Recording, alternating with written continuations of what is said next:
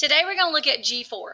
G4 is surface area. Now, the main thing with surface area is to understand that you're doing areas still, except you're putting them in three-dimensional shapes. So basically, we need to understand that this three-dimensional shape can be broken down into a two-dimensional shape.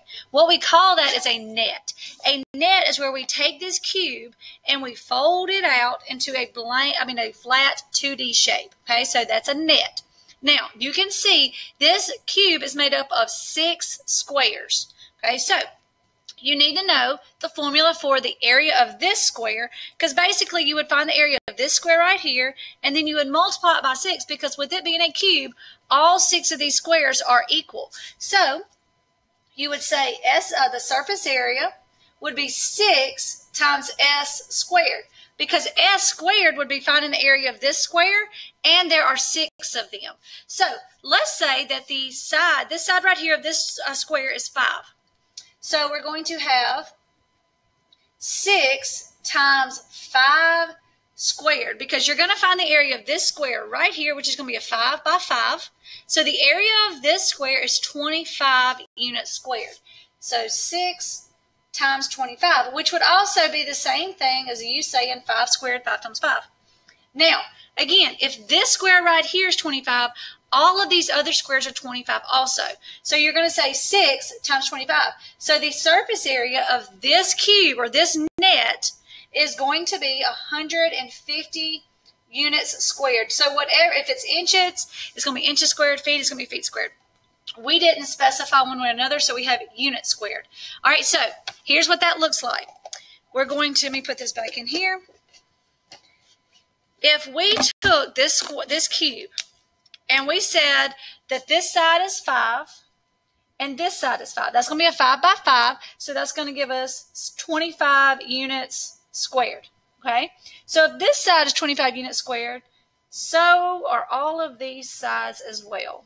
So 25 units squared. So all of these would be 25 units squared. So then you could add up 25 plus 25 plus 25 6 different times, or you could just say 6 times 25. That would be the same thing. So that's with a cube.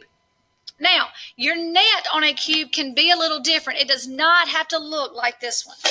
So with this one, it looks like this. It doesn't matter as long as these side flaps, if there was a side flap down here, it would still work. As long as we just moved this one down, it would be fine. These two cannot be like on the side, like right next to each other. You couldn't have these two right next to each other. They would overlap, and you would have some sides that would be open. So now let's look at a rectangular prism. So with a rectangular prism, not all the sides are going to be the same. So with a cube, we had all sides that were equal. With this rectangular prism, we do not. So here's what we're going to do. We're going to find our surface area of the base. Okay, so in this case, our base would be a square, so all of our rectangles would be equal, but not always. So let's say that we have a rectangular prism, and all the sides are different. All right, so we have, let's do a 3-inch by 5-inch by 2-inch. Okay, so here's the best way to do a rectangular prism when it comes to surface area. You have 2 identical of each side. So basically, if this side is 10, the back side is 10. They're identical. They're congruent. And then if this side is 15, this side's 15. And if this is 8, this side's 8. So understand that there are 2 sides that are congruent on every rectangular prism. So what we're going to do, I like to take every side of this prism and write it down. So we're going to say 3, 5, and 2. Now, we're going to go back and we're going to say, well, 3 times 5, 5 times 2, and then the only other number that hasn't been written twice already is 3, because we have a 3, we have 2 5s, and we have 2 2s. So let's do times 3. Now, again, this is only 3 sides of this. We have 6 faces here. We have 6 faces on the shape. We only have 3 written down. So then we're going to go back and say times 2, times 2, times 2. So 3 times 2 is 15, times 2 we get 30. Then we have 5 times 2 is 10, times 2 is 20. And then 3 times 2 is 6, and 6 times 2 is 12. So what we have 30, 20, and 12, and then we just add them all together. So remember, there's 2 sides, 2 sides, 2 sides. So that's our 6 faces, or our 6 sides here.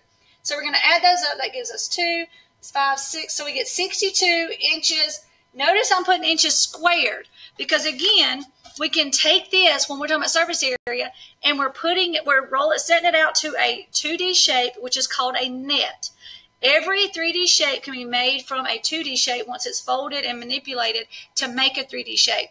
So again, surface area is the outside. Surface area would be very similar to wrapping a present or painting walls, ceilings, and floors. So it's not the stuff inside of the 3D shape, it's the things on the outside of it.